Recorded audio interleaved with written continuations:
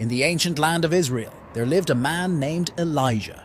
He lived in a time when it never rained and everything was dry. Rivers dried up, crops withered, and the earth cracked under the scorching sun. People were worried, but Elijah believed that God would help them.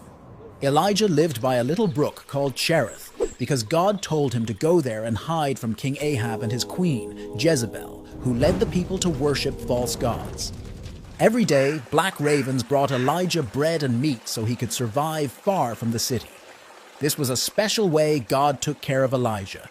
But soon the brook dried up too, so God sent Elijah to a town called Zarephath. There he met a widow who was running out of food. Elijah told her something amazing. If she shared her food with him, God would make sure her food didn't run out until it rained again. And that's exactly what happened. Her jar of flour and jug of oil never ran out. The widow had a son who got very sick. He stopped breathing and died. Elijah was very sad and prayed to God, and miraculously the boy started breathing again. The woman was so happy and knew that Elijah was truly close to God. One day, God told Elijah to confront King Ahab and challenge him to a test to prove whose God is real.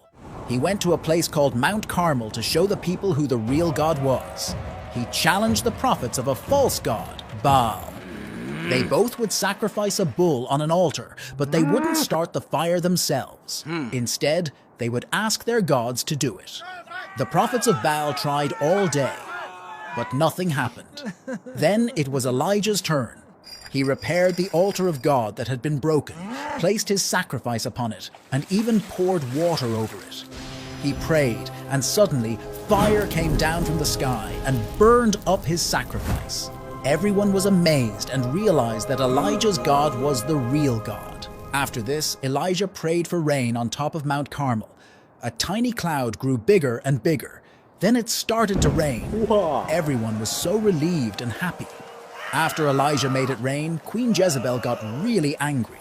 Elijah was scared, so he ran away into the wilderness.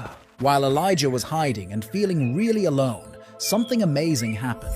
God spoke to him. God told Elijah that he wasn't alone. There were lots of other people who now believed in God.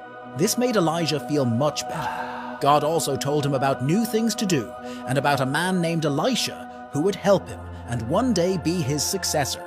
One day when he was with Elisha, a fiery chariot with fiery horses came and took Elijah right up to heaven. Elijah's journey was filled with miracles and the power of God. It teaches us about having faith and trusting in God, even when things seem really tough.